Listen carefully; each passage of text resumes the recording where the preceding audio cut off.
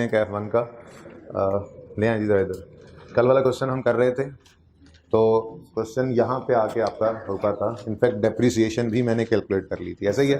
तो इससे आगे वर्किंग को कंप्लीट करता हूँ। एक एंट्री रहती थी ना, ठीक है, वो आखिरी एंट्री यहाँ पे करवाता हूँ आपको। आपका एसेट अकाउंट और एक्यूमुलेटेड ऑप्शन का अकाउंट क्लोजिंग बैलेंस निकल आया था, बैलेंस ही निकल आया था ना, रह गया था रीवैल्यूएशन सरप्लस का अकाउंट, ठीक है। तो यूँ कर लेते हैं, चलें एक स्टेप यहाँ से ज़रा रिवीजन भी हो जाएगी। हम 16 के साल की एंट्री सारी कर लेते हैं, ठीक है, सही है। तो और 31 दिसंबर 15 पर हमारी बुक वैल्यू कितनी आ रही थी? 95, ठीक है, ओके। अच्छा जी, कुछ बातें याद हैं? इससे परेशानों के बाद दरमियान से शुरू हो गई है। जो अगला सवाल हमने करना है उसमें ये सारा काम दोबारा करना है, इसलिए मैंने टाइम वेस्ट नहीं किया कि मैं दोबारा इस सवाल को शुरू से लिखूं, दोबारा सारी एंट्रीज लिखूं और यहाँ तक पहुँचें। यही काम हमने हर रोज़ करना है और हर नए सवाल में जितना काम कल किया वो लाजमी होगा और फिर उससे आगे चला करेंगे, ठीक है ना। तो बस इतनी सी बात अभी इस वक्त कर लेते हैं जितनी रह गई थी थोड़ी सी रिवीजन के साथ, ठीक है। 1 जनवरी 16 पे हमारा एसेट रीवैल्यू हो रहा था, ठीक है। तो मैंने कहा था उस दिन हमने क्या करना होता है, बुक वैल्यू को मार्केट वैल्यू से कंपेयर करना होता है। तो वर्किंग में क्या किया था हमने, ये सारा काम रिपीट करना है अभी, ठीक है। वर्किंग में क्या किया था हमने जी, बोलो, वर्किंग में क्या किया था? एक लाइन खाली छोड़कर रीवैल्यूड अमाउंट लिखी थी। ये अल्फाज बोलने लाजमी है आपके लिए, ठीक है ना। एक लाइन खाली छोड़कर रीवैल्यूड अमाउंट लिखी थी, वर्किंग में ये स्टेप किया था, ठीक है। तो फिर इन दोनों के डिफरेंस से हमें 25 रुपये का रीवैल्यूएशन सरप्लस मिल गया था। रीवैल्यूएशन सरप्लस आया था हमारा बैलेंसिंग फिगर, और ये मैंने कहा था ये रीवैल्यूएशन सरप्लस इधर रीवैल्यूएशन सरप्लस का अपना अकाउंट है, क्योंकि ये एसेट चल रहा था, ठीक है। यहाँ पर एसेट था और ये रीवैल्यूएशन सरप्लस था, ठीक है ना। ये सारी कहानी ऊपर जो हुई थी वो मैंने स्किप कर दिया, ठीक है ना। इस 25 के ऊपर कुछ भी नहीं था, इसलिए ये 25 ही टोटल हमारा सरप्लस आ गया था इसमें, ठीक है। अब ये वर्किंग के अंदर रीवैल्यूएशन के दिन हमने किया, फिर मैंने कहा जनरल एंट्रीज की तरफ आएंगे तो रीवैल्यूएशन के दिन 2 एंट्रीज होंगी, रीवैल्यूएशन के दिन 2 एंट्रीज होंगी। पहली एंट्री ट्रांसफर की, पहली एंट्री ट्रांसफर की, क्या चीज ट्रांसफर की थी हमने? एक्यूमुलेटेड डेप्रिसिएशन अकाउंट का जितना भी बैलेंस उस दिन पड़ा है रीवैल्यूएशन के दिन तक, वो सारा ट्रांसफर कर दिया था एसेट अकाउंट में, ताकि एसेट अकाउंट आ जाए बुक वैल्यू पे, ठीक है। तो वो एंट्री क्या बनी थी? अच्छा, आहिस्ता भी बोलेंगे तो मुझे समझ आ जाएगी कि आपको बात समझ आई है, ठीक है। तो एक्यूमुलेटेड डेप्रिसिएशन अकाउंट डेबिट और एसेट अकाउंट क्रेडिट। तो 1 जनवरी 16 को जिस दिन रीवैल्यूएशन हुई, सबसे पहली एंट्री हमने ट्रांसफर की थी, accumulated depreciation debit asset credit. कितनी अमाउंट पड़ी हुई थी? 5 रुपये, ये हमने ट्रांसफर कर दिया, ठीक है। ये एंट्री पास की थी 16 की पहली एंट्री, 15 में तो कुछ था ही ना, ठीक है। ये फॉर द ईयर एंडेड 31 दिसंबर 16 की ये एंट्रीज चल रही थी, और ये एंट्रीज भी आपको समझा दी थी वैसे तो मैंने, लेकिन चलें थोड़ी सी रिवीजन यहाँ से ही कर लेते हैं। खैर अगले सवालों में भी यही काम करना ही है, ठीक हो गया जी। उसके बाद जब एसेट अकाउंट भी बुक वैल्यू पे अब आ गया था यहाँ पे, फिर हमने रीवैल्यूएशन सरप्लस या लॉस की एंट्री करनी होती है। तो हमारे इस सवाल के अंदर क्या आ रहा था? रीवैल्यूएशन पे सरप्लस। रीवैल्यूएशन सरप्लस की वजह से एसेट बढ़ेगा या कम होगा? गेन आया है ना, ठीक है। तो एसेट नजर भी आ रहा है, वर्किंग ही हमें एंट्री करवाया करेगी। ये एसेट है, एसेट 95 से बढ़ के 120 पे गया, तो 25 से एसेट बढ़ा है। एसेट का बढ़ना डेबिट होता है या क्रेडिट? तो एसेट का बढ़ना डेबिट, ये दूसरी एंट्री रिवैल्यूएशन की, ठीक है ना। पहली एंट्री ट्रांसफर की, दूसरी सरप्लस या लॉस की रिकॉर्डिंग की, ठीक है। तो एसेट 25 से बढ़ा है, एसेट का बढ़ना डेबिट, और फिर हाँ गेन प्रॉफिट एंड लॉस में रिकॉर्ड नहीं करना। इस गेन को प्रॉफिट एंड लॉस में रिकॉर्ड किया तो वहां से होकर रिटेन अर्निंग में चला जाएगा, और फिर शेयर होल्डर आके ये पैसे मांगने लग जाएंगे, हालांकि ये हमने कमाया ही नहीं है।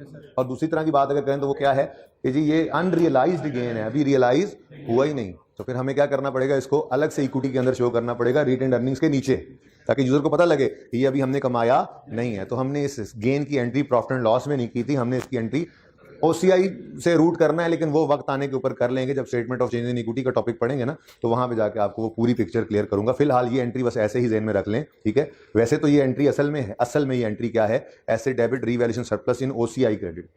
लेकिन फिलहाल जो कि स्टार्ट है, तो स्टार्ट के अंदर मैं आपको कह रहा हूँ फिलहाल ऐसे ही बात आप चलाएं, क्या एसेट डेबिट। 1-2 दिन में ना फिर मैं थोड़ी सी बात उस तरह से करके तो यहाँ रीवैल्यूएशन सरप्लस इन ओसीआई लिखना शुरू कर दूंगा, ठीक है। सही है। फिलहाल एसेट डेबिट किया था और रीवैल्यूएशन सरप्लस हमने कर दिया था क्रेडिट, कितने से? 25। ये हमारी रीवैल्यूएशन हो गई थी, ठीक है।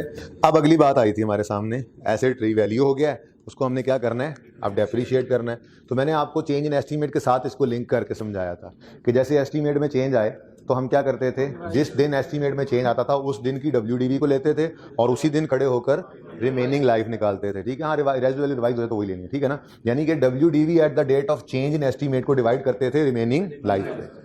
अब एसेट रीवैल्यू हुआ है तो भी मसला तो हो गया ना, वहां पे भी तो मसला क्या हुआ था, डेप्रिसिएशन जैसे चली आ रही थी वैसे नहीं चल सकती थी, कोई ना कोई चीज चेंज हो गई थी, लाइफ बदल गई, लाइफ कम हो गई, अब उस एसेट को कम साल में डेप्रिशिएट करना है, लाइफ बढ़ गई, अब उस एसेट को ज्यादा साल डेप्रिशिएट करना है, तो डेप्रिसिएशन बदलनी होती थी। तो यहाँ पे क्या हुआ है, यहाँ पे कॉस्ट ही गायब हो गई। अब कॉस्ट की बजाय क्या आ गया, रीवैल्यूड अमाउंट। क्या आ गया, अब एसेट हमारा उठ के किस पे पहुंच गया है। अब हम अगर दोबारा कभी भी रीवैल्यू ना करें एसेट तो इस 120 को तो डेप्रिशिएट करना पड़ेगा ना। इसका मतलब फिर वो पुराना फॉर्मूला तो नहीं लग सकता था जो ऊपर लग रहा था 100 बटा कितना था, 20 था, 100 बटा 20 तो नहीं लगा सकते हम। अब हमने इस 120 को डेप्रिशिएट करना है तो उसूल पे वही बनाया था मैंने, यहाँ पे ऐसे करके फॉर्मूला भी लिखा था, याद होगा अगर आपको। ठीक है, मैंने लिखा था कि जब रिवैल्यूएशन हो जाए तो रिवैल्यूएशन के बाद हम डेप्रिसिएशन एक्सपेंस का फॉर्मूला क्या लगाते हैं, revalued amount minus revised residual value over remaining useful life. लिखी नहीं तुमने, बात लिखी नहीं तुमने, तुम्हारे जैसों के लिए नहीं लिखी थी, हैं अपने जैसों के लिए लिखी थी, इसलिए नहीं लिखी तुमने जी। तो यहाँ पे हमने ये फॉर्मूला लिखा था, डेप्रिसिएशन का फॉर्मूला क्या था जी, revalued amount minus revised residual value over remaining useful life, remaining life. ठीक है जी, तो भाई ये बड़ा इंपॉर्टेंट फॉर्मूला है, ज़हन में रखना है। अच्छा, रीवैल्यूड अमाउंट किस दिन रीवैल्यूड अमाउंट आई हुई है, चेंज इन एसेट की कॉस्ट से रीवैल्यूड अमाउंट किस दिन बदली है, जब जनवरी 16 पे ना। तो ये याद रखना, हम ये रिमेनिंग लाइफ भी इसी दिन खड़े होकर कैलकुलेट करेंगे। कभी भी ये कंफ्यूजन ना ले आना ज़हन के अंदर, 31 दिसंबर ये सारा गलत हो जाएगा।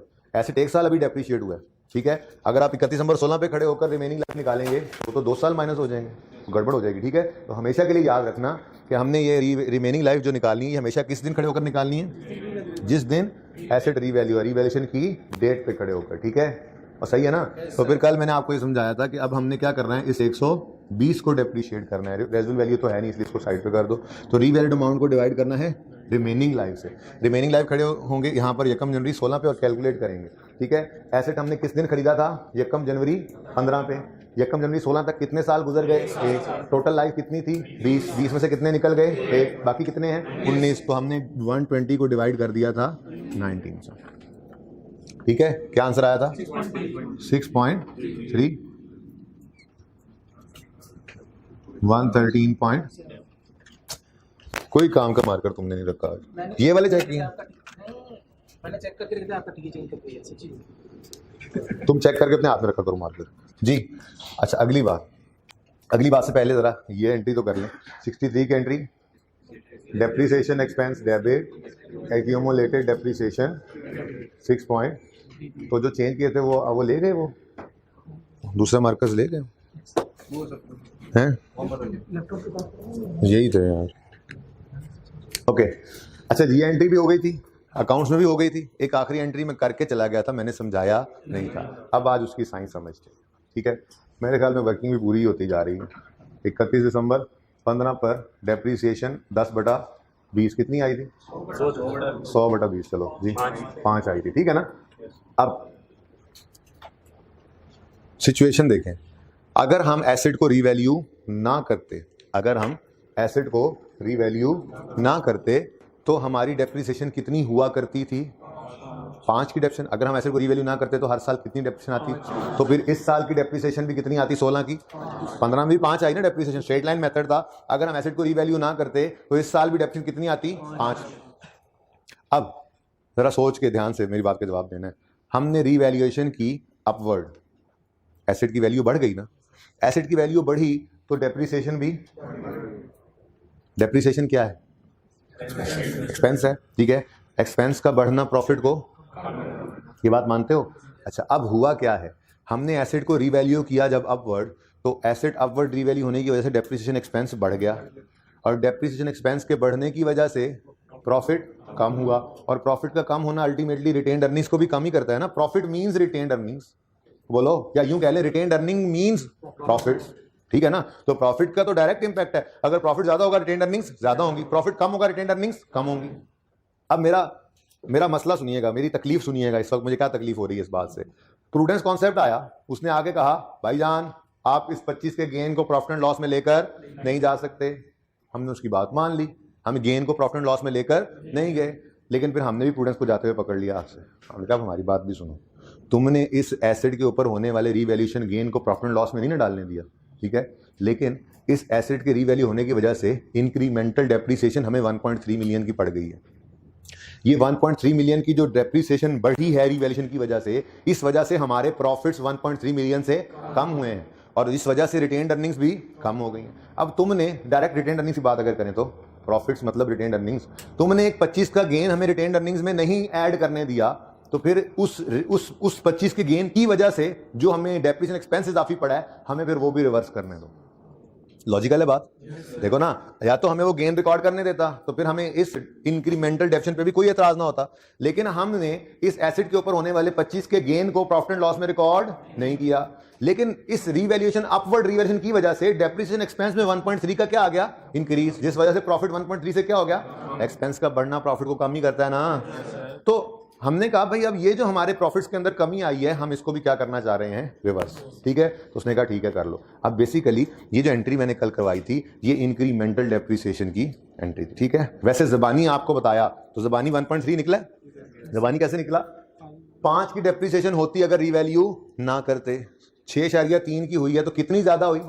अब इसी का एक शॉर्टकट है, वो शॉर्टकट क्या है, जो काम आप एसेट के साथ करें ना, 120 एसेट है ना, उसको डिवाइड किससे किया है, 19 से, आप वही सेम काम किसके साथ कर दें, 25 को लें और उसको भी डिवाइड कर दें, यहाँ 10 हो तो इसको भी 10 कर दें, यहाँ 6/12 आखिरी दिनों में mid of the year revision करेंगे, 6/12 हो यहाँ पे, यानी कि जो काम आपने इधर किया ना 120 के साथ, वही काम आप इधर कर दें 25 के साथ, ठीक है। तो ये एक शॉर्टकट है, जरा 25 डिवाइड बाय 19 करके देखें क्या, तो वही 1.3 आया है, बोलो।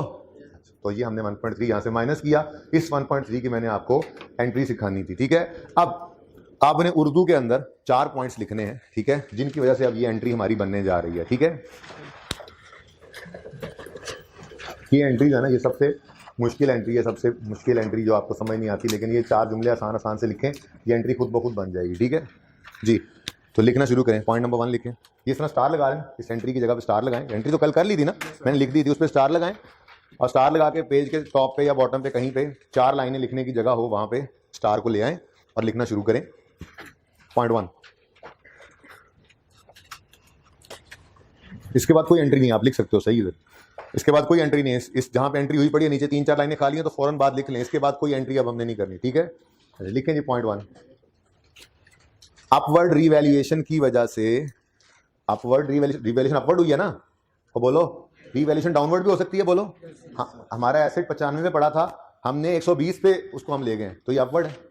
हम 95 वाले को आगे अगला सवाल कर रहे हैं, हम उसको नीचे भी लाएंगे, डाउनवर्ड रीवैल्यूएशन भी होती है, ठीक है ना। अच्छा क्या लिख रहे थे हम, अपवर्ड रीवैल्यूएशन की वजह से डेप्रिसिएशन एक्सपेंस 1.3 से बढ़ गया, अपवर्ड रीवैल्यूएशन की वजह से डेप्रिसिएशन एक्सपेंस 1.3 से बढ़ गया,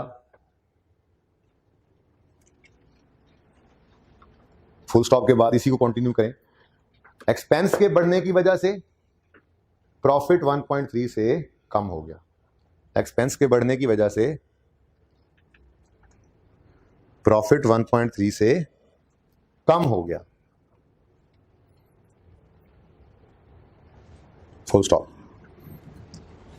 दूसरा पॉइंट लिखें, प्रॉफिट के कम होने का मतलब है कि रिटेन्ड अर्निंग्स भी 1.3 से कम हो गई, ठीक है। प्रॉफिट्स कम होने का मतलब, भाई कल रुको 1 मिनट, कल मैंने आप लोगों को एक छोटी सी एग्जांपल करवाई थी, उसका मकसद यही था, हम जब रिटेन्ड अर्निंग्स कंपनी केस में रिटेन्ड अर्निंग्स कॉलम बनाते हैं तो रिटेन्ड अर्निंग्स के कॉलम में क्या जाता है, प्रॉफिट्स। रिटेन्ड अर्निंग्स क्या है, आप कल वाली एग्जांपल ओपन करके देखें, कल वाली एग्जांपल ओपन करें, ठीक है। इसके अंदर आपको रिटेन्ड अर्निंग्स का कॉलम, अगला कंपनी वाला केस यार, इससे अगला सफा जी, रिटेन्ड अर्निंग्स का लेजर सबके सामने है। पहले साल के पहले दिन ओपनिंग नील था, फिर उस साल का प्रॉफिट रिटेन्ड अर्निंग्स में ऐड हुआ, तो क्लोजिंग में वो प्रॉफिट पड़ा है 30 रुपए, ठीक है। कल वाली एग्जांपल वो एन इंडिविजुअल स्टार्टेड बिजनेस वाली, ठीक है। फिर उसके बाद दूसरे साल का रिटेन्ड अर्निंग्स का लेजर देखें तो फिर ओपनिंग में क्या आया, वही पुराने साल वाले प्रॉफिट, ठीक है। फिर इस साल का प्रॉफिट इसमें जाकर ऐड हो गया 10 रुपए, और क्लोजिंग रिटेन अर्निंग्स भी क्या हैं, पिछले 2 साल के प्रॉफिट्स। अब यही आगे ब्रॉड फॉरवर्ड होगा, फिर अगले साल का प्रॉफिट ऐड होगा, और जाहिर सी बात है अगर कोई लॉस होगा तो माइनस भी इसी में से होना है, लेकिन फिलहाल उसको ना सोचे, ठीक है। ड्राइंग्स जो होंगी वो भी इसी में से निकलेंगी, फिलहाल उसको भी ना सोचे, सादा बात एक बार समझ लें, बाकी सारी चीजें तो होंगी ही, वक्त आने पर आती जाएंगी, ठीक है ना। तो मतलब रिटेन अर्निंग्स का मतलब ही क्या है, प्रॉफिट्स। बोलो, अगर हम कोई ऐसा काम करें जिससे प्रॉफिट में कमी आए तो अल्टीमेटली वो कमी कहां हिट कर रही है, रिटेन अर्निंग्स उसको कम कर रही है। प्रॉफिट कम होगा तो रिटेन अर्निंग्स कम है, देख लो आप। रिटेन अर्निंग्स के कॉलम में क्या, रिटेन अर्निंग्स के लेजर में क्या पड़ा है, प्रॉफिट्स ही पड़े हैं। तो प्रॉफिट्स कम करोगे तो रिटेन अर्निंग्स कम हो रही हैं, प्रॉफिट्स बढ़ाओगे तो रिटेन अर्निंग्स बढ़ रही हैं, ठीक है। वापस आओ जहां हम लिख रहे थे कुछ, प्रॉफिट कम होने, क्या लिखवा रहा था, हाँ, प्रॉफिट कम होने का मतलब रिटेन अर्निंग्स भी 1.3 से कम हो गई। प्रॉफिट्स कम का मतलब रिटेन्ड अर्निंग्स, RE लिख लेना ना, रिटेन्ड अर्निंग्स भी 1.3 से कम हो गई, फुल स्टॉप। अब तीसरे पॉइंट में मैं आपको जर्नल एंट्री लिखवाने लगा हूं उर्दू में, ठीक है ना। अच्छा, इससे पहले ये बात समझ आ रही है कि मसला कहां से शुरू हुआ है, हमें तकलीफ कहां से शुरू हुई है, पता है ना। तकलीफ हमें किसकी है, इंक्रीमेंटल डेप्रिसिएशन की। तकलीफ किसकी है जी, हाँ, इसकी हेडिंग बनाऊंगा ना मैं, ये एंट्री की हेडिंग बना दूंगा बाद में, ठीक है ना। हमें तकलीफ किससे शुरू हुई थी कि हमने कहा आपने सरप्लस हमें रिकॉर्ड नहीं करने दिया प्रॉफिट एंड लॉस में, तो इसी सरप्लस की वजह से ही तो हमें ये एक्स्ट्रा डेप्रिसिएशन पड़ी है, फिर हमें इसको रिवर्स करने में। तो वो कहानी आपको समझाने के लिए और एंट्री समझाने के लिए मैंने बोला। सबसे पहली बात मैंने क्या बोली कि अपवर्ड रिवैल्यूएशन की वजह से डेप्रिसिएशन 1.3 से बढ़ गई, जिस वजह से प्रॉफिट 1.3 से एक्सपेंस बढ़े तो प्रॉफिट कम ही होता है ना। अच्छा, अब अगली बात मैंने क्या लिखवाई, प्रॉफिट से कम होने का मतलब क्या है, रिटेन्ड अर्निंग्स भी 1.3 से कम हो गई। अब 0.3 में हम इसको रिवर्स करने लगे, ठीक है ना। हमने इस इंपैक्ट को क्या करना है, एतराज था ना इस पे, रिवर्स करना है ना। तो अब ये डबल एंट्री में लिखवाने लगा, 0.3 में लिखो। अब हम रिटेन्ड अर्निंग्स को बढ़ा लेंगे, कम हुई है ना रिटेन्ड अर्निंग्स, इधर देखो, इंक्रीमेंटल डेप्रिसिएशन की वजह से रिटेन्ड अर्निंग्स क्या हुई हैं, कम। हमने इसको रिवर्स करना है तो क्या करेंगे, बढ़ा लेंगे, ठीक है, और सही है। तो लिखें, अब हम रिटेन्ड अर्निंग्स को बढ़ा लेंगे। अब जरा रुक जाओ सारे ये लिखने के बाद और मेरी तरफ मुंह करो, मुझे बताओ रिटेन्ड अर्निंग्स का मतलब क्या है। प्रॉफिट्स को बढ़ाना हो तो क्या करना चाहिए, बढ़ाना हो तो प्रॉफिट्स की नेचर क्या है, इनकम्स ज्यादा हो तो प्रॉफिट आता है ना। इनकम्स की नेचर क्या है, क्रेडिट, मतलब प्रॉफिट की नेचर क्या है, क्रेडिट। मतलब अगर प्रॉफिट्स को बढ़ाना है तो क्या करना पड़ेगा, क्या, डेबिट। क्लियर है ये बात, यानी अगर प्रॉफिट्स को बढ़ाना हो तो क्या करेंगे, क्रेडिट, और प्रॉफिट्स को कम करना पड़े तो क्या करेंगे, ठीक है। तो लिख रहे थे हम, अब हम रिटेन्ड अर्निंग्स को बढ़ा लेंगे, ब्रैकेट में लिखो डेबिट, सॉरी ब्रैकेट में लिखो क्रेडिट, ठीक है ना। रिटेन्ड अर्निंग्स को क्या करना है भाई, बढ़ाने के लिए क्या करना है, इधर देखो, इधर देखो, मैं 0.3 लिखा आपने, ठीक है, लिखा, क्या लिखा, अब हम रिटेन्ड अर्निंग्स को बढ़ा लेंगे। अब हम रिटेन्ड अर्निंग्स को 1.3 से बढ़ा लेंगे। अब देखो मैंने रिटेन्ड अर्निंग्स को क्या किया, क्रेडिट, और दूसरा इंपैक्ट उस अकाउंट को देंगे, और दूसरा इंपैक्ट उस अकाउंट को देंगे, और दूसरा इंपैक्ट उस अकाउंट को देंगे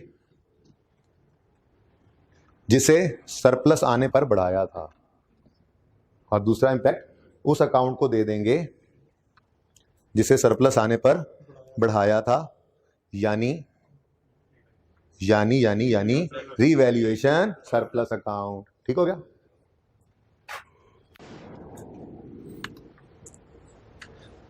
दूसरे इंपैक्ट जहां पे लिखा ना, और दूसरे इंपैक्ट को अंडरलाइन करके आप लिख सकते हो डेबिट। और देखो अगर रिटेन्ड अर्निंग्स को बढ़ाने पे क्या किया हमने, क्रेडिट, दूसरा इंपैक्ट बनता ही क्या है, डेबिट, ठीक है ना, सही है। जरा दोबारा सुनो, नहीं समझ आई, कुछ बच्चे परेशान है, मैं शुरू से बात करता हूँ। ये सबसे मुश्किल यही एंट्री है, और बस यही है, रिवैल्यूएशन एंड हो जाना है, उसके बाद तो फिर सिचुएशंस है। उसके बाद क्या है, हम मुख्तलिफ सिचुएशन में कभी हम 3 रिवैल्यूएशन करेंगे, कभी सरप्लस पड़ा होगा, लॉस आ जाएगा, लॉस पड़ा होगा, सरप्लस आ जाएगा, बस फिर यही देखते रहेंगे, स्टार्ट ऑफ द ईयर करेंगे, मिड ऑफ द ईयर करेंगे, एंड ऑफ द ईयर करेंगे, बस। तो एंट्री यही आखिरी है, इसलिए पूरी तवज्जो इसके ऊपर लगाओ, कोई मसला नहीं है, मुझे कोई जल्दी नहीं है, ठीक है। सुना है पर्चे भी 15 मार्च को है, सुना है, ऐसे ही है, अच्छा सुना है आप लोगों ने, वाह वाह, खुला डुल्ला सेशन है। अच्छा जी, क्या कह रहा था मैं, हाँ चला शुरू से, मैं शुरू से बात सुनो अब पूरे ध्यान से प्लीज। रीवैल्यूएशन अपवर्ड हुई जिस वजह से डेप्रिसिएशन एक्सपेंस 1.3 से बढ़ गया, ये इंक्रीमेंटल डेप्रिसिएशन है, ठीक है ना। डेप्रिसिएशन एक्सपेंस के बढ़ने की वजह से प्रॉफिट 1.3 से कम हो गया, ठीक है। और प्रॉफिट कम होने की वजह से रिटेन्ड अर्निंग्स भी हमें इस पे एतराज है ना, हमने इसको रिवर्स करना है। तो फिर पॉइंट 3 में हमने क्या कहा, तो अब हम रिटेन्ड अर्निंग्स को बढ़ाएंगे। अर्निंग्स क्या है, प्रॉफिट्स नेचर क्रेडिट होती है, बढ़ाने के लिए क्या करना पड़ेगा, क्रेडिट। तो अब हम रिटेन्ड अर्निंग्स को बढ़ा लेंगे, ठीक है। और दूसरा इम्पैक्ट डालेंगे उस अकाउंट पर जिसको सरप्लस आने पर बढ़ाया था, यानी रीवैल्यूएशन सरप्लस। ब्रैकेट में आपने लिख लिया, उसको क्या कर देंगे हम, डेबिट। तो यही मैंने एंट्री कल करके आपको वो बता दिया था कि ये क्या है जी, रीवैल्यूएशन सरप्लस का अकाउंट डेबिट और रिटेन्ड अर्निंग्स क्रेडिट, ठीक है। तो सही है। अब इसकी ना 2 नरेशंस बनती हैं, वो आप इस उर्दू के ऊपर चाहो तो लिख लो, चाहे तो वैसे लिख लेना, ठीक है। मैं यहाँ पे लिखने लगा हूँ। इसको हम ये भी कहते हैं कि हमने क्या किया है, transfer of incremental depreciation to retained earnings. क्या कहा जी, ट्रांसफर ऑफ देखो इंक्रीमेंटल डेप्शन की वजह से रिटेन्ड अर्निंग्स कम हुई थी ना, तो हमने वो इंक्रीमेंटल डेप्शन क्या की, सरप्लस से निकाली और निकाल के रिटेन्ड अर्निंग में ट्रांसफर कर दी, ठीक है ना। सही है। इससे ज्यादा डीप डाउन जाने की अभी जरूरत नहीं है। वैसे एक और बात भी की जा सकती है कि इतना रियलाइज हो गया है गेन, इस तरह से भी कुछ बच्चे सोचेंगे कि जी 1 साल चूंकि इस्तेमाल हो गया तो बात वो भी सही है, लेकिन फिलहाल उस तरफ ना जाओ, तो पहला दिन है, पहली बार एंट्री सामने आई है, ठीक है ना। तो क्या बन रही है बात, क्या बन रही है बात, हमने क्या किया, ट्रांसफर किया इंक्रीमेंटल डेप्रिसिएशन को रिटेन्ड अर्निंग्स में, ठीक है। एक और बात भी इसको कहा, एक और तरह से भी इसको कहा जा सकता है, वो क्या है जी,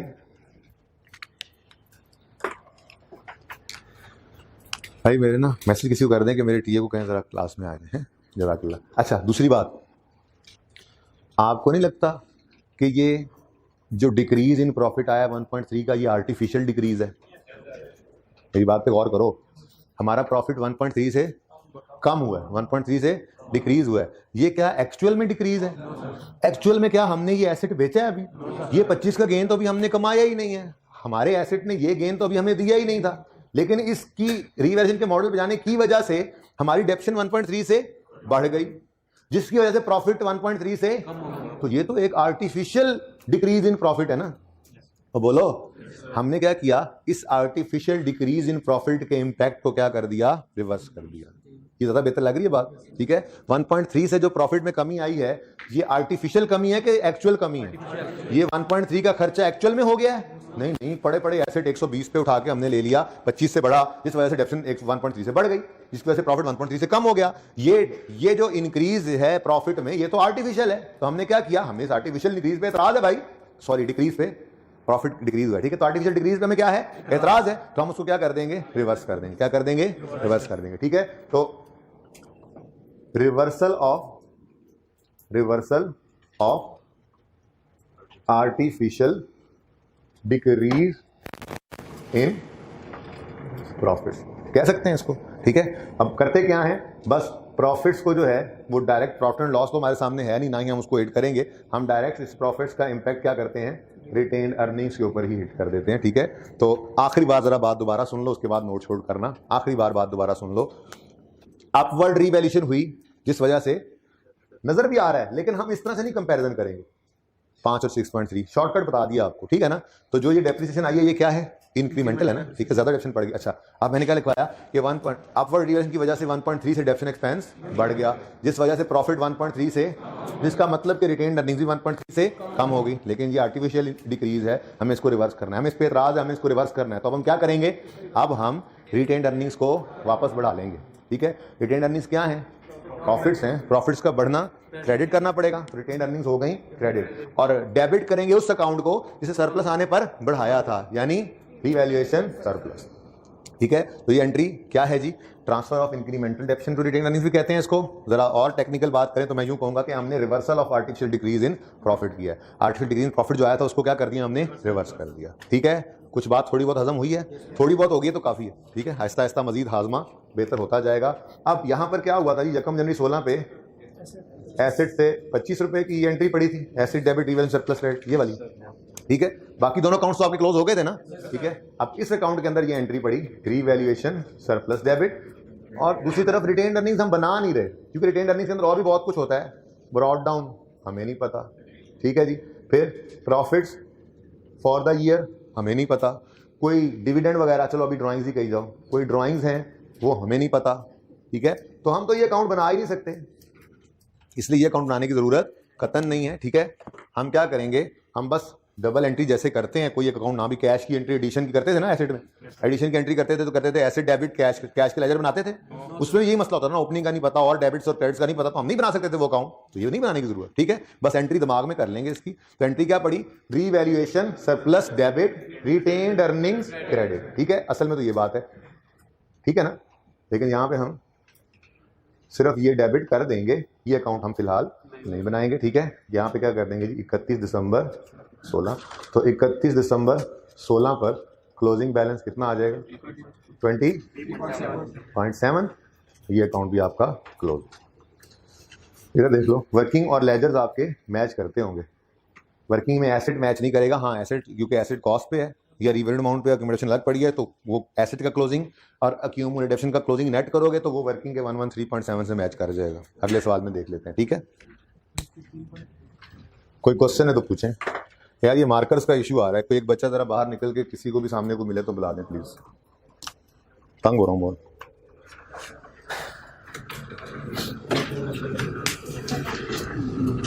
जी कोई क्वेश्चन, किधर ले आए मैं जी, वो 4 कहे थे लेकिन पहले 2 को ना मैंने 1 कर दिया, तो 3 ही है बस। सोचा था डेप्शन एक्सपेंस बढ़ गया अलग रखूंगा, प्रॉफिट कम हो गया अलग रखूंगा, इकट्ठा हो गया, बट ठीक है। थोड़ी थोड़ी लॉजिक क्लियर होती है, चलो। अच्छा ये सवाल है आपका आज का, mister Umar purchase a building, सबको नजर आ रहा है सवाल? ओके, नहीं नजर आ रहा तो मैं बोल रहा हूँ, सुन लो ध्यान से। Mister Umar purchase a building costing 500 million on यकम जनवरी 15। भाई साहब वापस नहीं आए अभी तक जिनको भेजा है। चलो, यकम जनवरी 15 पे 500 मिलियन की बिल्डिंग उमर ने खरीदी है, having useful life of 10 years, 10 साल उसकी जिंदगी है। रीवैल्यूएशन डिटेल्स क्या है, पहली रीवैल्यूएशन हो रही है यकम जनवरी 16 पे, दूसरी हो रही है यकम जनवरी 17 पे। ये नई चीज अगर निकाल दूं तो इस सवाल में और जो सवाल हमने कल किया उसमें कोई मसला, कोई फर्क है? अच्छा, जो कल होमवर्क में सवाल दिया था वो हो गया था, जाहिर है उसका सोल्यूशन जो मौजूद था वो तो हो ही जाना था, इसीलिए तो मैं सोल्यूशन को पसंद नहीं करता, इसीलिए आज के सवाल में सोल्यूशन नहीं है। जी ले लेते ना ऊपर से। ओके जी, अब ये सवाल आपके सामने है, ये अभी कल वाला सवाल बन गया, ठीक है। तो 31 दिसंबर 16 तक आपको लाने के लिए मुझे क्या करना पड़ेगा? मुझे कुछ भी नहीं करना पड़ेगा, मुझे सिर्फ आपको 2 से 3 मिनट देने पड़ेंगे। काम तीनों करने हैं, वर्किंग करनी है, फिर जर्नल एंट्रीज करनी है, फिर लेजर बनाने हैं। जल्दी करें।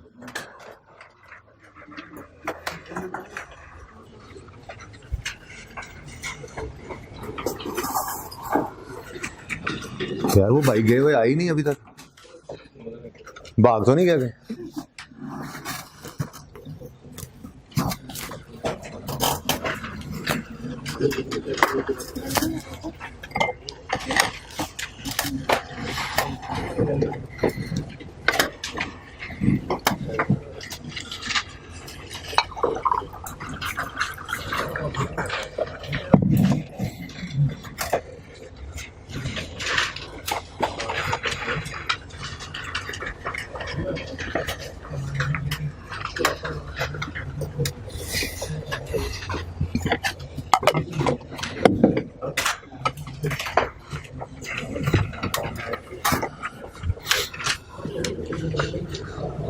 इनको भेजा था मैंने,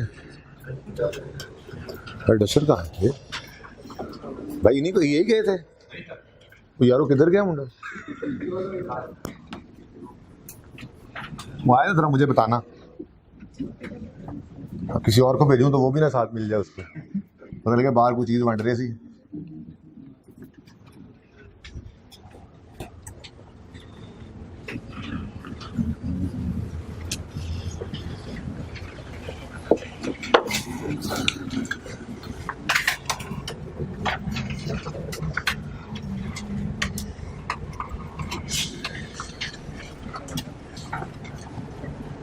शाबाश शाबाश, हिम्मत करें।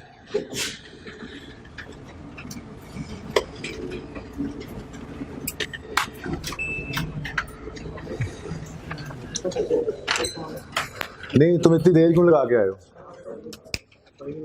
यार कोई भी नहीं था यार इधर, यार हद होगी यार। ये क्वेश्चन करना है 31 नवंबर 16 तक, वर्किंग भी करो, जर्नल एंट्री भी करो, लेजर भी बनाओ, जल्दी करो, तुम्हारे पास अब 2 मिनट है। कल वाला सवाल है तो ना करें तो करो ना, फिर वो अगला मिटाया हुआ है उसको नहीं सीखना, आज नया काम नहीं सीखना। आज पहले उसी तरह से सरप्लस आएगा और दूसरी लेन पे लॉस आएगा, फिर देखेंगे उसको क्या करना है, ठीक है? क्योंकि वहां तक तो पहुंचे।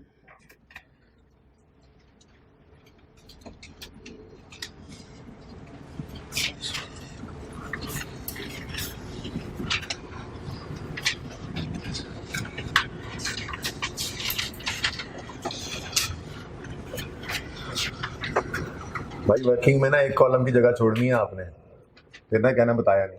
मैंने कल ही बता दिया था कि रिवर्स सरप्लस के बाद भी एक कॉलम आना है, लेकिन कल आएगा। फिर ना कहना 10 यार, मैंने 10 दिया है। नो सॉरी,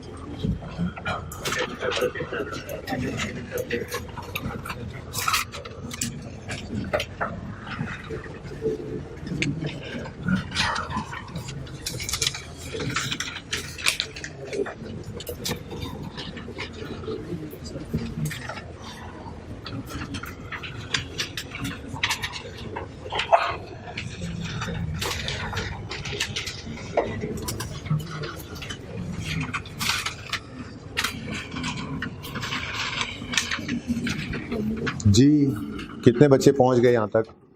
अच्छा बाकी साथ साथ आए, चलें आ जाए आप।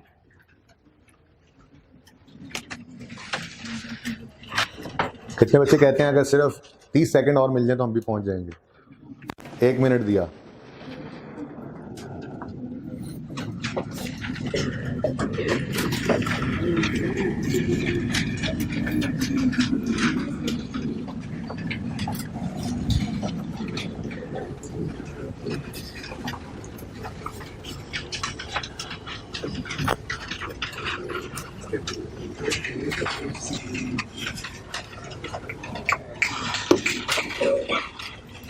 जी बच्चों तैयार हैं? आ जाए फिर इधर। बस अब रुक जाएं, अब रुक जाएं, मेरी बात सुन लें। अब जब हम यहाँ पे पहुँच जाएंगे, इससे आगे चलेंगे, फिर साथ साथ नोट कर लीजिएगा, ठीक है? शुरू करें, मेरे 7 सवाल मुझे करवाएं। बल्कि किस दिन एसिड खरीदा है भाई? 1 जनवरी 2015 पर। कॉस्ट है एसिड की कितनी? 500। तो किसी ने 100 तो नहीं ले ली? अच्छा चलो शुक्र है, सवाल पढ़ा है जी। तो भाई अब आपने ना ये यहाँ से फ्रेम लगाया करें, ये जगह की कोई ज़रूरत नहीं होती मुझे, ठीक है ना? यहाँ से फ्रेम लगा दें और जहाँ तक लगा हुआ बस वहीं तक रहने दें, मैं इधर ही घूमूंगा। अच्छा जी, तो 1 जनवरी 2015 पर क्या एंट्री करोगे? Acid debit, cash credit. चलो इधर एसिड अकाउंट डेबिट, और काफ़ी जगह नीचे भी हो जाएगी। एसिड अकाउंट डेबिट और cash account credit 500। Asset purchase, ठीक है जी। फिर क्या होगा जी, अब 31 दिसंबर 15 पर डेप्रीसिएशन होनी है। सवाल खामोश है तो straight line method, cost divided by कितनी है यूजफुल लाइफ, 10 साल, ये 10 वाई लिखा, ठीक है ना। पता नहीं क्या समझते रहे ऑनलाइन वाले जी।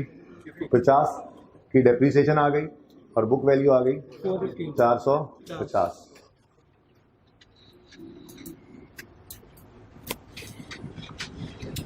ठीक है जी। अब 31 दिसंबर 15 पर ये डेप्रीसिएशन की एंट्री पास करेंगे, बोलें depreciation expense debit accumulated depreciation 50 रुपये से, डेप्रीसिएशन ऑफ 2015 चार्ज या रिकॉर्डेड, जो मर्जी लिख लें नरेशन, ठीक है जी। 16 की दी हुई है तो 16 लिख लेते हैं। हमने एसेट यकम जनवरी 15, अच्छा ठीक है, ठीक है जी। सही किया इसने, ऑनलाइन वाले बच्चे इसके ऊपर भी सवाल पूछ लेते हैं। अच्छा जी, यहाँ तक को मसला नहीं है, अकाउंट्स में यहाँ तक ले आए चीज़ों को जी। एसेट का अकाउंट यकम जनवरी 2015 पर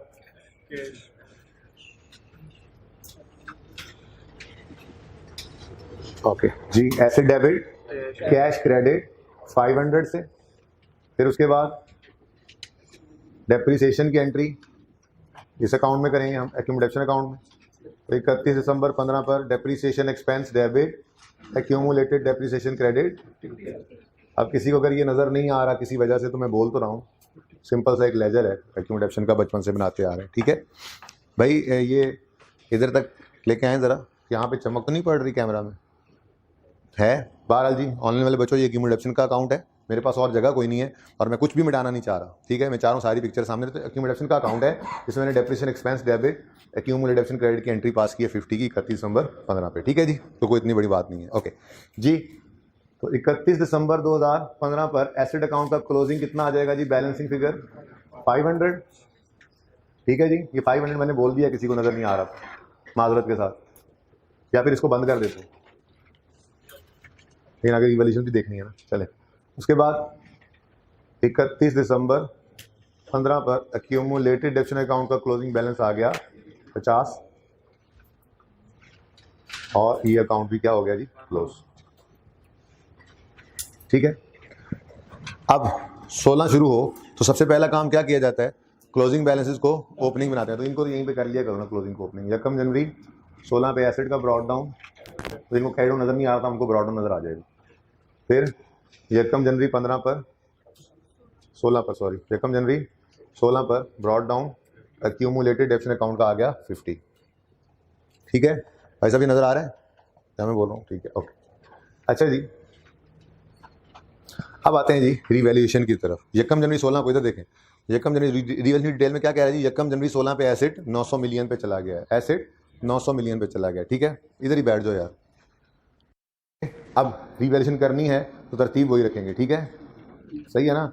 वर्किंग के अंदर क्या करना है, वर्किंग के अंदर एक लाइन खाली छोड़ देनी है और रीवैल्यूड अमाउंट लिख लेनी है। तो एक लाइन ये खाली छोड़ दी मैंने, आप लोगों के पास तो लाइन छोड़ना को मसा नहीं है ना, बस एक लाइन खाली छोड़ी और क्या लिख दिया जी, रीवैल्यूड अमाउंट।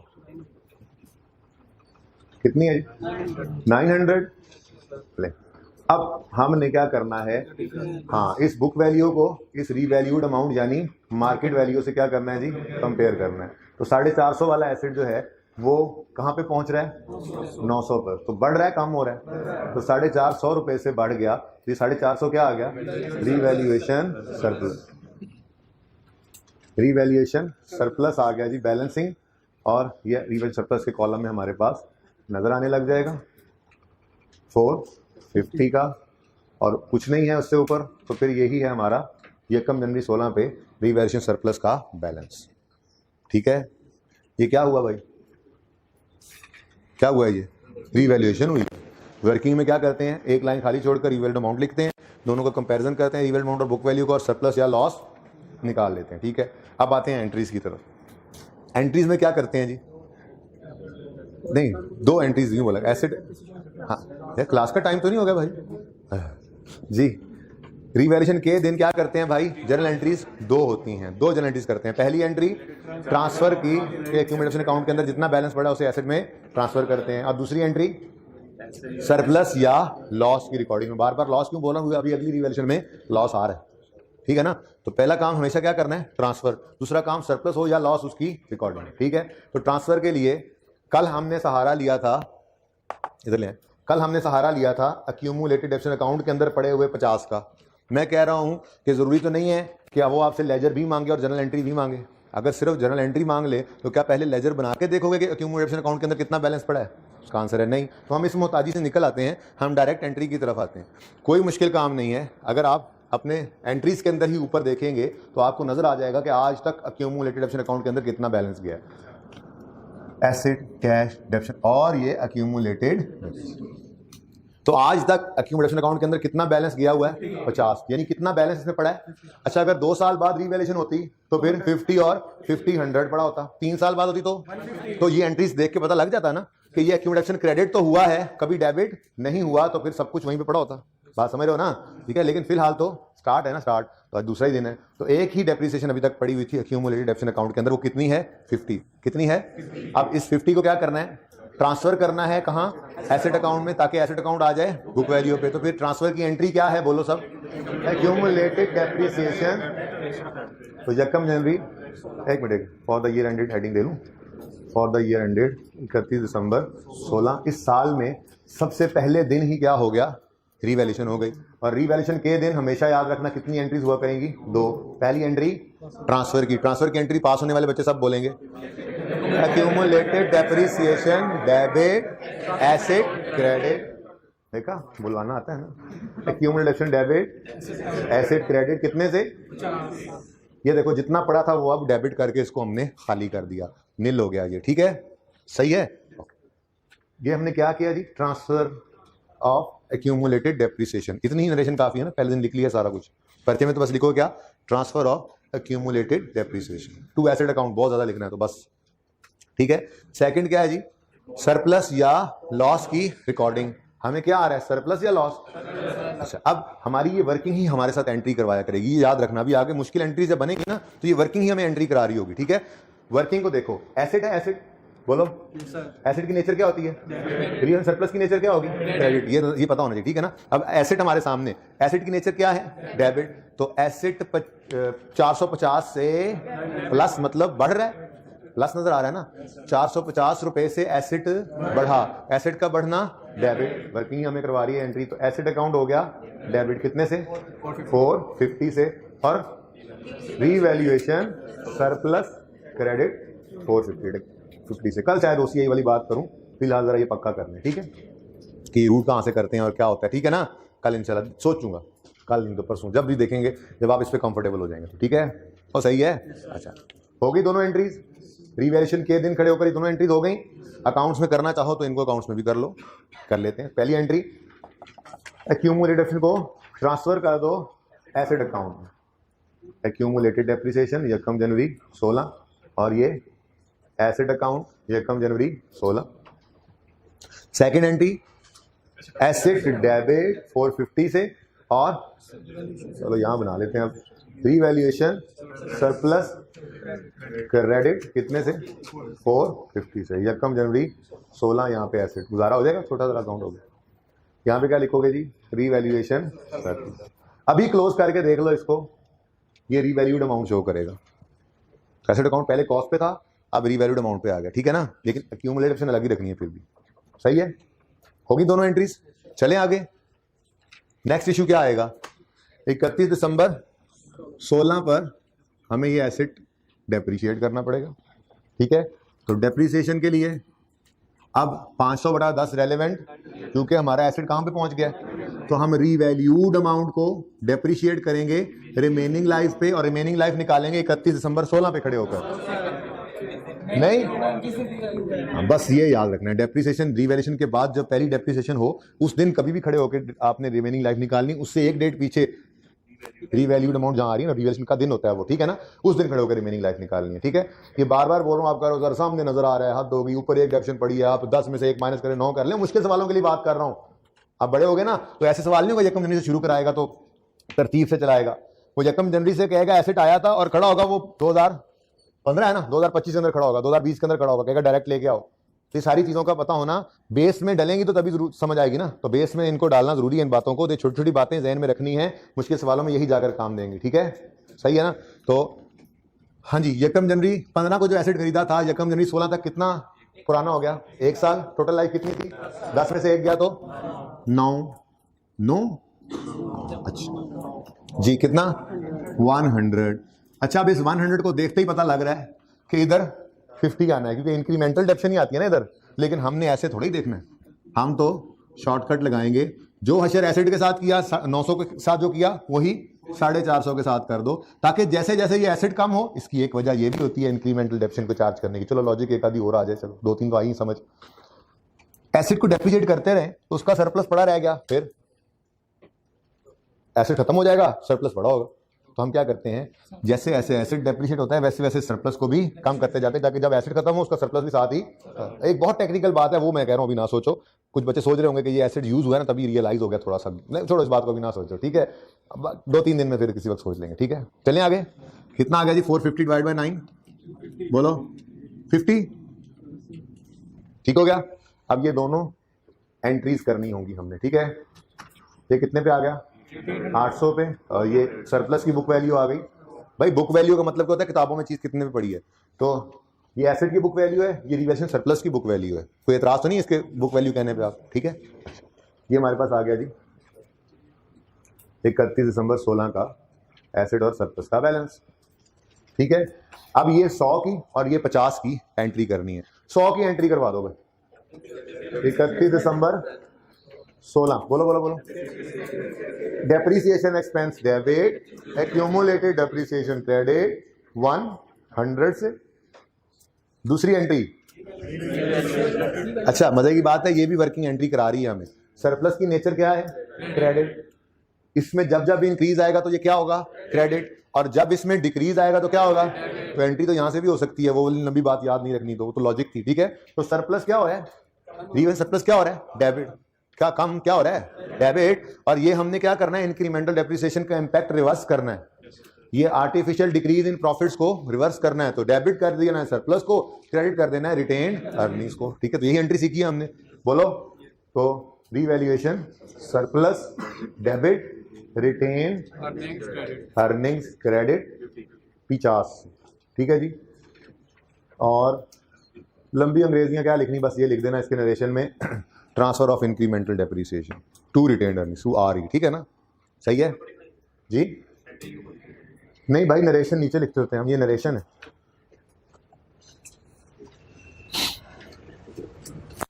सही है, ये दोनों एंट्रीज हो गई, इनकी पोस्टिंग कर लें लेजर्स में। कल से मैंने लेजर को नहीं बनाने, बस आप घर पे बनाया करेंगे, लेकिन बनाएंगे, ये भी जरूरी है। ठीक है ना, ओके सही है जी। तो depreciation expense debit, accumulated depreciation, depreciation expense आ गया, एक्सपेंस का लेजर मैं नहीं बना रहा। ठीक है, next revaluation surplus debit retained earnings credit 31 दिसंबर 16। ठीक हो गया जी, साल खत्म। 31 दिसंबर 16 पे इसका क्लोजिंग कितना आ रहा है? 400। इधर भी 400 ही आ रहा है, देखो सही जा रहे हैं। वर्किंग में बुक वैल्यू और लेजर क्लोजिंग बराबर है ना? ठीक है, ओके। एसिड अकाउंट को भी क्लोज कर देते हैं। क्या आ रहा है जी क्लोजिंग बैलेंस? 31 दिसंबर 16 पर क्लोजिंग बैलेंस क्या आ रहा है? 900। ये 900 ही तो रीवैल्यूड अमाउंट थी, मतलब सही जा रहे हैं, ये दूसरी निशानी। ठीक है, फिर 31 दिसंबर 16 पर क्लोजिंग बैलेंस इसका 100 आ गया, क्योंकि पिछले साल की डेप्शन तो सारी ट्रांसफर हो गई थी, तो इस साल में 1 साल की डेप्शन होनी थी बस। ठीक है जी। हाँ, लेकिन वर्किंग के साथ एसेट मैच नहीं कर रहा, क्योंकि एसेट अकाउंट कॉस्ट या रीवैल्यूड अमाउंट पे पड़ा है और डेप्रिसिएशन अलग पड़ी है एक्यूमुलेटेड डेप्शन अकाउंट के अंदर, जबकि वर्किंग बुक वैल्यू शो कर रही है। तो अगर इसको मैच करना है ना आपने, जैसे रीवैल्यूड सरप्लस का क्लोजिंग मैच हुआ वर्किंग से 400, इसको मैच करने के लिए आपको ये रीवैल्यूड अमाउंट में से डेप्शन को माइनस करना पड़ेगा, दोनों को नेट करोगे तो बुक वैल्यू आएगी ना। ठीक है, यहाँ तक कोई मसला है तो बताएं। यहाँ तक हमने कोई नया काम नहीं किया।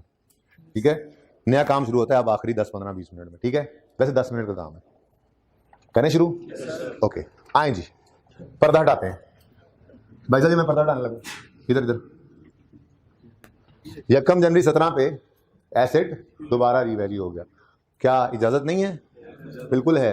कितने अरसे बाद रीवैल्यूएशन करनी है, कब जरूरी है, ये बात फिर कभी करेंगे। एक छोटी सी बात आपको मैं समझाऊंगा, वो कॉन्सेप्ट है फ्रीक्वेंसी ऑफ रीवैल्यूएशन। तो अभी उस उलझन में खुद को ना डालें, बस फिलहाल सवाल क्या है, रीवैल्यूएशन दोबारा हो गया तो कर दें, वो साल बाद करे, 2 साल बाद करे, 10 साल बाद करे, ठीक है ना। वो कितने अरसे बाद करनी चाहिए, स्टैंडर्ड्स की क्या गाइडेंस है, ये इंशाल्लाह मैं आपको बाद में बात कर लूंगा, ठीक है। मैं भूल जाऊँ और टॉपिक खत्म हो जाए तो आप पूछ लेना, ठीक है। फिलहाल तो हमें ये पता लगा कि यकम जनवरी 17 को एसेट फिर रीवैल्यू हो गया, फिर तो तरतीब वही है, रीवैल्यूएशन आपको सिखा चुका हूँ, ठीक है। रीवैल्यूएशन बस इतनी सी है। वर्किंग में क्या करोगे, एक लाइन खाली छोड़ के रीवैल्यूड अमाउंट लिखोगे, फर्क आ जाएगा सरप्लस या लॉस। जनरल एंट्रीज में क्या करोगे, रीवैल्यूएशन के दिन 2 ही एंट्रीज होंगी, वो रीवैल्यूएशन जिस दिन मर्जी हो जाए। पहली एंट्री ट्रांसफर की, दूसरी एंट्री सरप्लस या लॉस की रिकॉर्डिंग की, ठीक है। तो भाई जितनी बार मर्जी सवाल में रीवैल्यूएशन आती रहे, हमें से क्या, ठीक है। तो फिर वर्किंग में क्या करोगे, एक लाइन खाली छोड़ दी, मैं इसलिए लिखता हूं क्योंकि मेरे पास लाइन नहीं लगी हुई, ठीक है। एक लाइन खाली छोड़कर अगली लाइन में क्या लिख दोगे, रीवैल्यूड अमाउंट। जी कितनी है रीवैल्यूड अमाउंट, 360। वही हुआ ना जिसका डर था, क्या हुआ, एसेट 800 से 360 पे आ गया। तो 2 धारी तलवार है फिर मॉडल रिवैल्यूएशन वाला, कभी खुशियां तो कभी गम, ठीक है ना। तो खुशियां सरप्लस, गम लॉस होगा, और ठीक है ना। तो फिलहाल तो आपको एक अच्छा खासा गम सहना पड़ गया, कितना, 440 वोल्ट का गम लगा आपको जी। तो ये प्लस में लिखूं तो ये तो गलत हो गया, मतलब 800 में से 440 माइनस होगा, यानी क्या आ गया हमें, लॉस। क्या आ गया जी, रेवोल्यूशनरी लॉस, हाँ रिवैल्यूएशन लॉस। अब नई चीज, आज की नई चीज अब आई है, तो नई चीज हमेशा एंड पे आती है, ठीक है ना। आज की नई चीज, आज की ताजा खबर, आज की नई चीज, जब भी कभी कोई लॉस आएगा तो वो सबसे पहले सर उठा के देखेगा कि कोई सरप्लस तो नहीं पड़ा, तो पहले वो लॉस उस सरप्लस को खा जाएगा। अगर फिर भी कुछ लॉस बच गया तो वो लॉस चला जाएगा प्रॉफिट एंड लॉस में। अब कोई एक साथी यहां से उठा और कहने लगा ये क्या बात हुई, आप कह रहे थे प्रॉफिट एंड लॉस में कुछ लेके नहीं जाना, तो मैं कहूंगा बह जा। प्रूडेंस कॉन्सेप्ट ने ये कहा था कि फ्यूचर का गेन रिकॉर्ड ना करो, लेकिन लॉस से तो मना नहीं किया, बल्कि कहा था कि फ्यूचर का लॉस हो तो आज ही रिकॉर्ड कर लो। तो चाहे ये अनरियलाइज्ड है, फ्यूचर है, अगर लॉस आएगा तो कहां जाएगा, प्रॉफिट एंड लॉस में, ठीक है। तो भाई 440 के गम आ गए, अब उन गमों ने सबसे पहले आपकी जिंदगी की जो खुशियां हैं पहले उनको खाना है, ठीक है। अगर खुशियां बहुत ज्यादा हों तो गम उनको खाते खाते खुद खत्म हो जाएंगे और बकाया खुशियां ही बच जाएंगी, ठीक है। लेकिन अगर गम इतने ज्यादा आ गए हैं, इतने ज्यादा आ गए हैं तो उन्होंने सबसे पहले आपकी खुशियों को खाया, फिर भी बच गए, तो बाकी के बचे हुए कहां चले जाएंगे, प्रॉफिट एंड लॉस अकाउंट में। कहां चले जाएंगे जी, प्रॉफिट एंड लॉस अकाउंट। समझो बात, ये ना थोड़ा सा इस तरह को होगी वर्किंग हमारी, तो जरा 400 को थोड़ा इधर तमीज से इधर कर देते, ठीक है जी। इधर देखो, इधर देखो, गम आए 440 के, उन्होंने पहले देखा कितनी खुशियां पड़ी हैं, सारी सारी खा गए, फिर भी गम। अच्छा अगर खुशियां होती मिसाल के तौर पे 300, सॉरी गम होते 300, तो खुशियों खाने के बाद 100 की खुशी ही बच जाती, ठीक है ना। लेकिन मसला क्या हुआ, गम ही इतने ज्यादा थे कि वो सारी खुशियों को खा गए, फिर भी बच गए, तो वो बचे हुए गम हमारा एक्सपेंस है, ठीक है। उनको हम कहां ले जाएंगे, प्रॉफिट एंड लॉस, ठीक है जी। और ये लॉस हम एक्सपेंस, हम नेगेटिव, एक्सपेंस नेगेटिव साइन से ही प्रेजेंट हो रहा है ना, एक्सपेंस एक्सपेंस लॉस, आप कहते हैं loss, expense expense loss negative sign से आ रहा है ना, तो लॉसेज एक्सपेंसेस वर्किंग में हम नेगेटिव साइन से शो कर रहे हैं। तो यहां तक को मसला वर्किंग हो गई। अब आते हैं जनरल एंट्रीज की तरफ। फॉर द ईयर एंडेड 31 दिसंबर 17, सबसे पहली एंट्री यकम जनवरी 17, रिवैल्यूएशन के दिन 2 ही एंट्रीज। पहली एंट्री, हाँ जी करो करो, एंट्री करो, accumulated depreciation debit, asset credit, ledger की तरफ हम नहीं जा रहे, ठीक है। हम तो अपनी एंट्रीज में आएंगे। ये क्रेडिट हुई थी, ये डेबिट हो गई, 100, और ये डेबिट नहीं, ठीक है। तो फिर कह सकते हैं सेफली कि हमारे अक्यूमुलेटेड डेबिट अकाउंट के अंदर इस वक्त 100 रुपए का बैलेंस पड़ा है, क्योंकि जो 50 था वो तो डेबिट हो गया, कैंसिल हो गया था, रिवर्स हो गया था, ट्रांसफर हो गया था, ठीक है ना। अब इस वक्त कितना पड़ा है? 100, जो अभी तक डेबिट चेक करना है तो चेक कर लो। यकम जनवरी 17 पे एक्यूमुलेशन का ब्रॉड डाउन आपने निकाला, वो 100 आ गया, ये तो आपने डायरेक्ट ही कर लिया था, तो इसकी मोहताजी की जरूरत नहीं है, एंट्री से ही देख लेंगे, ठीक है, सही है। अच्छा, ट्रांसफर हो गई भाई, 100 की एक्यूमुलेटेड ट्रांसफर हो गई एसेट अकाउंट में, एसेट अकाउंट आ गया। अब किस पे? ठीक है। अब मैंने आपको कहा था आपकी ये वर्किंग जो है जर्नल एंट्री आपको यही करवाएगी, ठीक है, कोई जरूरत नहीं ज्यादा परेशान होने की, वर्किंग देखे जाओ, एंट्री किए जाओ, ठीक है। चेक करते हैं, ऐसा थोड़ा ही है। एसेट की nature debit, free and surplus की नेचर, ये समझ आती है बात, ठीक है। और प्रॉफिट एंड लॉस होगा तो डेबिट, और प्रॉफिट होगा तो अच्छा, रिवर्सल ऑफ लॉस भी गेन की तरह से होता है, वो भी क्रेडिट। बहरहाल छोड़ो इस बात को, फिलहाल ये एंट्री होने लगी है वर्किंग को देख के। एसेट की नेचर डेबिट, एसेट में क्या आया? डिक्रीज। अगर एसेट में डिक्रीज आए तो वो डेबिट होता है या क्रेडिट? कितने एंट्री साथ में उड़ना करना, एक मिनट रुक जाओ। एसेट अकाउंट क्या हो गया? क्रेडिट। कितने से? 440, ठीक है। आगे बढ़ो। फ्री सरप्लस की नेचर क्या है? क्रेडिट। इसमें भी क्या आया? कमी। तो क्रेडिट नेचर की चीज में कमी आए तो डेबिट करते हैं। रीवैल्यूएशन सरप्लस क्या हो गया? डेबिट। कितने से? 400 से। नेक्स्ट क्या है? प्रॉफिट एंड लॉस में 40 का लॉस जाना है। जैसे लॉस ऑन डिस्पोजल आता था तो प्रॉफिट एंड लॉस क्या होता था? डेबिट। ऐसे ही ये लॉस आया है तो प्रॉफिट एंड लॉस को क्या करना चाहिए? डेबिट। एंट्री भी तभी बैलेंस होती है भाई, प्रॉफिट एंड लॉस में। बैलेंसिंग फिगर हमने फेंकी थी ना, कितनी? 40। ये आपकी जनरल एंट्री हो गई थी अगर लॉस आए तो, और पहले कोई सरप्लस पड़ा हो। अगर आपको रिवैल्यूएशन पे लॉस आया है और पहले कोई सरप्लस पड़ा है, इधर देखो, एसेट तो कम हो गया, डाउनवर्ड रिवैल्यूएशन हुई ना, एसेट तो कम हो गया, ठीक है, लेकिन उस लॉस में पहले सरप्लस का तिया पांचा कर दिया। 400 का सरप्लस पड़ा था, सारा ही गया। क्रेडिट पड़ा था ना 400 का, क्रेडिट गेन, खुशियां नजर आ रही थी, उसने क्या किया? आके सबसे पहले उनको डेबिट करके खत्म कर दिया। फिर भी 40 का बच गया, तो 40 का काम हमने रिकॉर्ड कर लिया, ठीक है। समझ आती है बात? अब आगे बढ़े, बढ़े आगे। चल, नहीं समझ आई? किसको क्या बताऊं? क्या बताऊं? यहां से शुरू कर दूं? यहां से दोबारा बता दें? क्या बताऊं? तो बोलने दो वकील साहब जी। ये वाली एंट्री, अच्छा, वर्किंग में जो हुआ समझ आया? नहीं समझ आया? आ गया, मैंने वर्किंग से ही एंट्री करवाई है, ठीक है। एसेट अकाउंट 440 से कम हो रहा है, मतलब क्रेडिट हो रहा है, तो एसेट अकाउंट 440 से क्रेडिट हो गया। तुम्हारी ये जो साजिश है ना, नाकाम होगी, मैंने अगला काम करवा के छुट्टी देनी है, ठीक है। रीवैल्यूएशन सरप्लस की नेचर क्या है? क्रेडिट। इसमें भी क्या आ गया? कमी। कमी आई है ना, 400 का सरप्लस पड़ा था, खत्म हो गया। अब क्रेडिट नेचर की चीज में अगर कमी करनी है तो क्या करना पड़ता है? डेबिट। तो रीवैल्यूएशन सरप्लस डेबिट हो गया 400 से। प्रॉफिट एंड लॉस में कितना लॉस फेंका है? 40। डिस्पोजल की जर्नल एंट्री ज़हन में लाओ, जब लॉस ऑन डिस्पोजल आता था तो प्रॉफिट एंड लॉस किस तरफ आता था? बैलेंसिंग फिगर डेबिट पे आता था ना, मतलब कभी लॉस आया तो प्रॉफिट एंड लॉस क्या होता है? डेबिट। ये वैसे ही डेबिट हो गया प्रॉफिट एंड लॉस 40 से, ठीक है। साजिश नासिर, ओके। उसके बाद क्या करें जी? बोले, थोड़ी सी जगह बनाई मैंने पहले तो जी। उसके बाद क्या करेंगे भाई? Depreciation, okay. 31 दिसंबर 17 पर डेप्रीसिएशन कैलकुलेट करनी थी, तो 900 को ले लेंगे जी।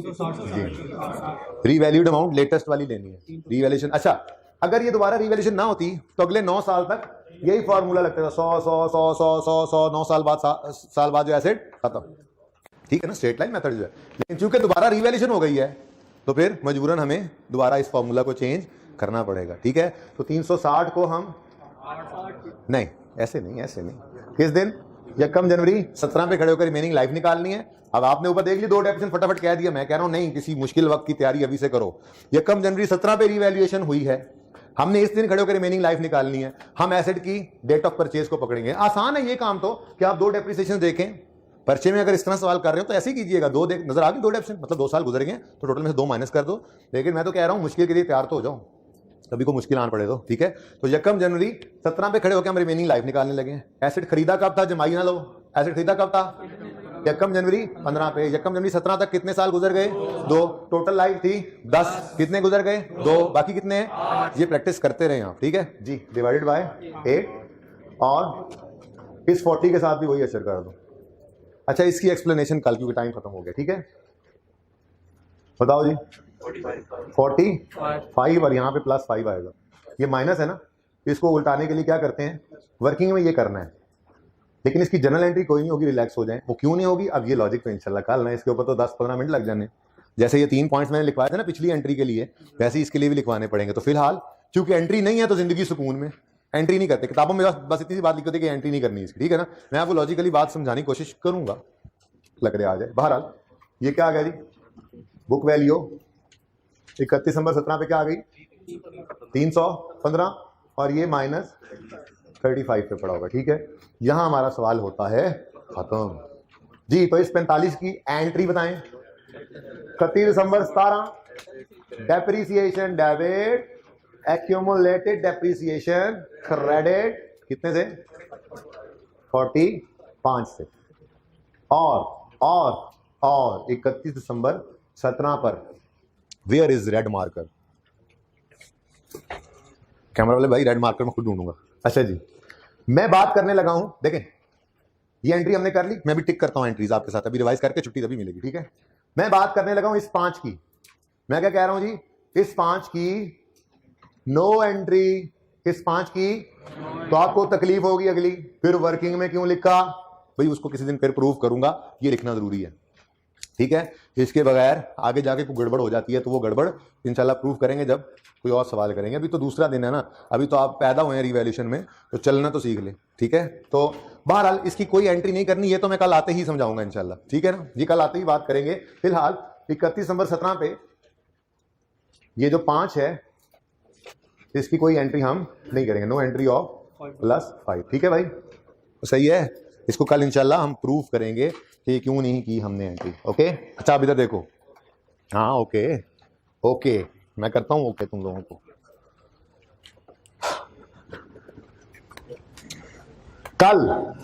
कल सब बच्चों की एंट्रीज इस तरह से तेज होनी चाहिए जैसे अब मैं करने लगा हूं। एक बार सुनो, पहले साल में कितनी एंट्रीज हैं, 2, दूसरे साल में 5 वाले 5वीं एंट्री दिखाओ, तीसरे साल में, वो चौथी कहां है, ओ सॉरी, ठीक है? अब ये एंट्री देखें, देखिएगा सबकी तवज्जो, मैं कल वर्किंग से ऐसे ही बीच में खड़े करके बच्चे एंट्री सुनूंगा, ध्यान में रखो, इसलिए प्रैक्टिस करके आनी है। ऐसे 500 asset debit cash credit, 50 depreciation expense debit accumulated depreciation credit. समझ आती है एंट्री की? ब्लू पहली एंट्री एक्यूमुलेटेड डेप्रीसिएशन डेबिट, ये तो यहां नजर ही, तो याद रखनी है ये बात, ट्रांसफर की एंट्री वर्किंग में नजर नहीं आया करेगी, क्योंकि वर्किंग तो ऑलरेडी किस पे है, बुक वैल्यू पे, ठीक है? सही है? तो हम यूं बोलेंगे, जैसे 500 आया, एसेट डेबिट कैश क्रेडिट, दूसरा डेप्रीसिएशन डेबिट एक्यूमुलेटेड क्रेडिट। अब आ गई रिवैल्यूएशन, तो पहली एंट्री क्या होती है, अब वो एंट्री ऐसे करेंगे, एक्यूमुलेटेड डेप्रीसिएशन डेबिट, ऐसे ख्याल में ही करनी है ना, वर्किंग में तो नजर नहीं आ रही, ठीक है ना? तो asset accumulation debit asset credit, और दूसरी एंट्री देखो asset debit revaluation surplus credit, asset भी बढ़ा सरप्लस भी बढ़ा। दूसरी एंट्री नजर आई, पहली नजर, बात समझ गए हो ना? ये देखो asset debit cash credit, depreciation debit accumulation credit, accumulation debit asset credit, asset debit revaluation surplus credit, depreciation debit accumulated credit, revaluation surplus debit retained earning credit. Next accumulated debit asset credit, पहली entry नजर नहीं आ रही 100 की, working में नजर नहीं आएगी, तो एक्यूमुलेटेड डेबिट एसेट क्रेडिट। दूसरी entry revaluation surplus debit, profit and loss account debit, तरतीब यही थी ना, और एसेट क्रेडिट, ये दूसरी एंट्री पड़ी है आपकी, ठीक है? थर्ड डेप्रीसिएशन एक्सपेंस डेबिट 45 से एक्यूमुलेटेड क्रेडिट नजर आ गई, और इसकी कोई एंट्री नहीं करनी है, तो इसकी कोई एंट्री नहीं करनी। क्लियर है ये बात? Okay, now look at the homework, please stop talking. Question number 2 is also your homework. The good news is question number 2 of classwork is also your homework. Such a good news, such a surprise for you. Yes, this will be available inshallah after 5 minutes. ठहर जाओ अभी किधर। अच्छा photographer हो, सब्र करो। Homework के सवाल तो देख लो, 2 सवाल होमवर्क के भी हैं, ठीक है जी, देख लिए हैं? ये तीनों करना, वरना कल क्लास से बाहर भेज दूंगा। एक जी क्वेश्चन। ओह 1 मिनट सबकी तवज्जो जल्दी से। 17 का लेजर ही नहीं बनाया। पहली एक्यूमुलेशन डेबिट, एसिड क्रेडिट, यहां ब्रॉड डाउन तो लिख लो ना भाई, जल्दी से देख लो 1 मिनट, कोई ना समझ आई तो कल कर लेंगे, नो इशू, ठीक है। ट्रांसफर हो गया तो बोलो। अच्छा अब reverse surplus debit, profit and loss debit और एसिड, इसके 3 तरीके हैं। पहला तरीका यार याद है आपको, एडिशन अगर कुछ कैश और कुछ पेबल में होता तो 3 तरीके होते थे लिखने के। आप एसेट की डेबिट साइड पे कैश एंड पेबल लिख दें, आप एसेट की डेबिट साइड पे कैश और पेबल अलग अलग लिख दें, आप एसेट की डेबिट साइड पे एडिशन लिख दें, ये भी वैसा ही है। आप एसेट की क्रेडिट साइड पे 440 लिखकर यहाँ पर लिख दें रिवैल्यूएशन लॉस, रिवैल्यूएशन लॉस, काम चल जाएगा। दूसरा तरीका क्या है, आप यहाँ पर लिखें एसेट की क्रेडिट साइड पे रिवैल्यूएशन लॉस 40, रिवैल्यूएशन सरप्लस 400, दोनों सूत्रों में यहाँ 440 ही आया, ठीक है। और तीसरी सूरत क्या है, आप यहां लिखें रिवैल्यूएशन लॉस एंड यूं लिख लें, आप यूं लिख लें revaluation surplus and profit and loss. ये तीनों तरीके ही अलाउड है, पर आज का दिन फिलहाल क्योंकि क्लास खत्म हो गई है, हम ये वाला लिख लेते हैं। ये भी बिल्कुल सही है, रिवैल्यूएशन लॉस लिख लिया हमने, और क्लोजिंग बैलेंस जो है वो आपका आएगा, चेक कर लो कितना आ रहा है। हाँ 360 से आगे पीछे हो भी नहीं सकता, ठीक है। ये 1 जनवरी 17, 1 जनवरी 17, ये 31 दिसंबर 17। यहां पर डेप्रिसिएशन 45 की आएगी और ये क्लोजिंग आपका 40। अच्छा ये बेचारा जो है, अगर उस एंट्री को देखें ना तो इस एंट्री का क्या हुआ है, रिवैल्यूएशन सरप्लस 1 जनवरी 17 पे ब्रॉड डाउन पड़ा था 400, ये एंट्री पड़ी revaluation surplus debit, profit and loss debit, profit and loss बना नहीं रहे थे, और एसिड क्रेडिट 440 से। तो ये बेचारा जो है ना, ये यहाँ पर क्या हो गया, फौत हो गया। वो फौत तो हो चुका था, वर्किंग भी नजर आता, सॉरी ये मैं लेजर्स बनाना भूल गया था, ठीक है। ओके जी चले आए भाई, ठीक है जी, आज के लिए इतना ही। जिंदगी रही तो मैं जब अल्लाह हाफिज करने लगूँ ना तो तब मत बोला करो। बच्चों को लगता है कोई सवाल पूछ लिया आप लोगों ने जिसका जवाब सिर्फ आपको मिलने लगा है, ठीक है जी। क्लास खत्म करते हैं, अल्लाह हाफिज।